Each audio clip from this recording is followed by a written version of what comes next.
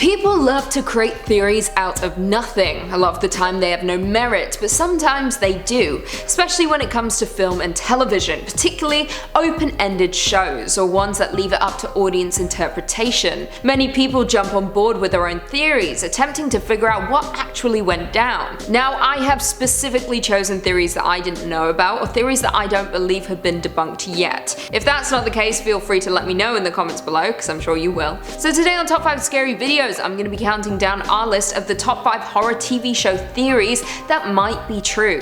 Before we begin though, be sure to stick around until the end of the video where I'll be responding to some of your comments. And with that, let's jump in. In at number 5, we have Twin Peaks' D.B. Cooper. Now, this is one of 2 Twin Peaks theories on our list, simply because the show is so damn baffling, and even to this day, we don't have all the answers, especially after the season 3 finale, which left us with even more questions. It was also one of the best finales ever, and downright terrifying. The show itself follows FBI agent Dale Cooper, who investigates the murder of prom queen Laura Palmer in the small and strange town of Twin Peaks in Washington. The show is incredibly weird and is definitely not made for the average horror viewer. It's uncanny and uncomfortable to watch. That is also what makes David Lynch so great. All of his movies are as weird as the last, and I love him for that. Now, this very strange theory states that FBI agent Cooper may in fact be D.B. Cooper, a man who, back in 1971, successfully hijacked an airplane with $200,000 and later jumped out of the plane with a parachute somewhere over Washington state,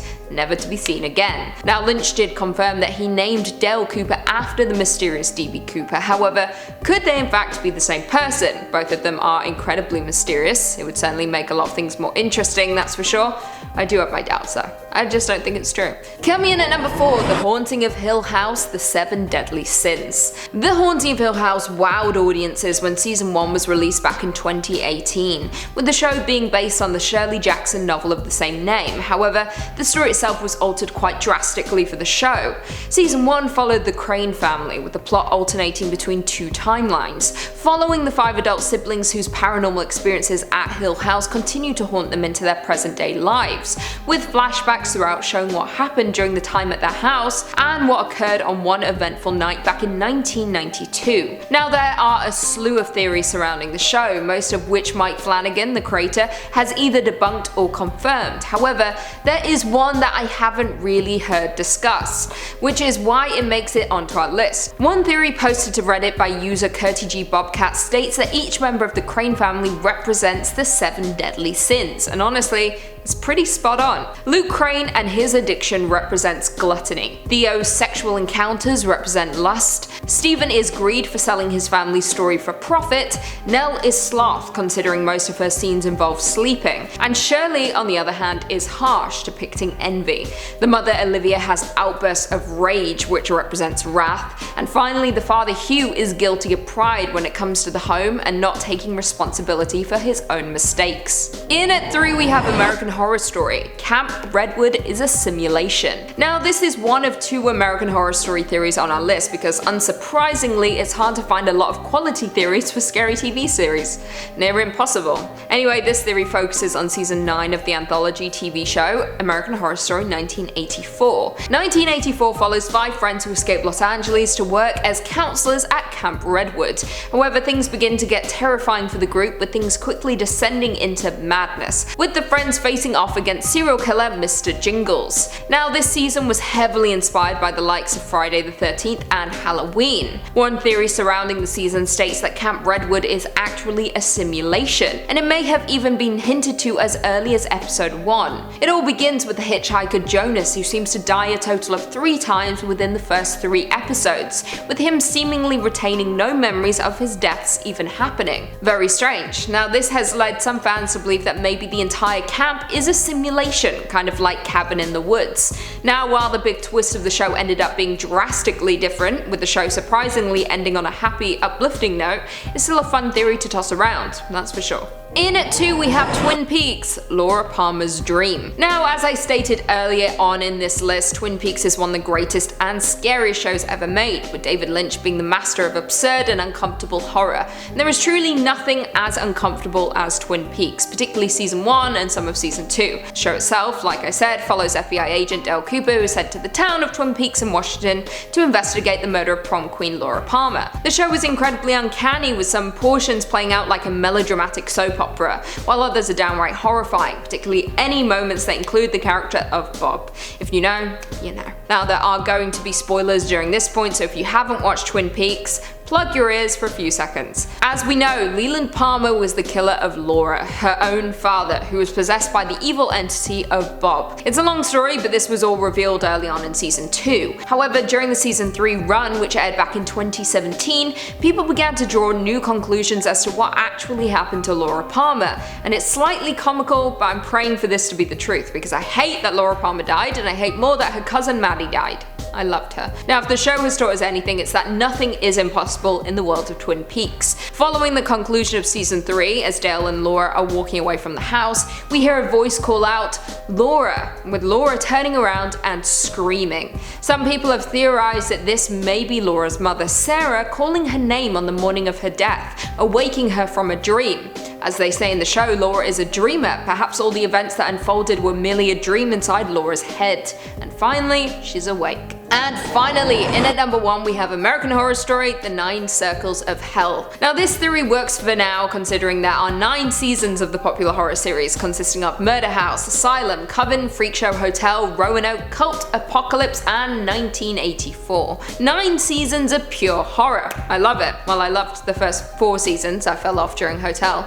Boring. Now, as most know, American Horror Story is an anthology show with the same cast appearing in each season with a brand new story and a slew of new characters being introduced. This specific theory surfaced all the way back in 2014, with one fan of the show proposing that each season of the show depicts one of the 9 circles of hell from Dante's Inferno. Dante's Inferno, of course, follows the journey of Dante, guided by the poet Virgil, as he travels through the circles consisting of limbo, lust, gluttony, greed, anger, heresy, violence, fraud, and treachery. And honestly, although the seasons don't match up directly, it does work. Just hear me out.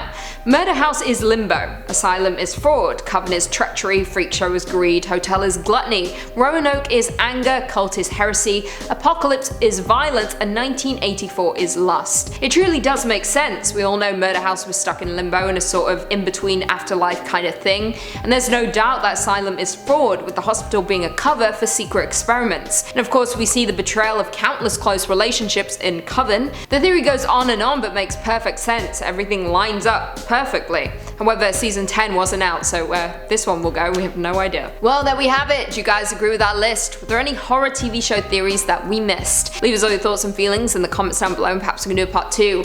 Before I go though, I just want to respond to a few comments from one of our last videos, top 5 horror movie theories that make no sense. McKenna CBF said, "The Blair Witch one is my favorite. I saw a really cool breakdown on just how they could have done it. It's on YouTube." Well, maybe I should watch that because I said the theory sucked. But kinda cool. Pretty savage if it's true. If the 2 guys led her into the woods just to kill her. She was annoying, to be honest. There's a reason everyone makes fun of that scene where she's close up to the camera and all the snot's dripping down her nose. It's like, get it together. It's not that scary, is it? Sinister Sadie said, "Love the look today, Lucy. That lipstick shade looks fabulous on you. Also, great list. Love these movie conspiracies, some of which I was unfamiliar with. Hoping to see a part 2. Cheers."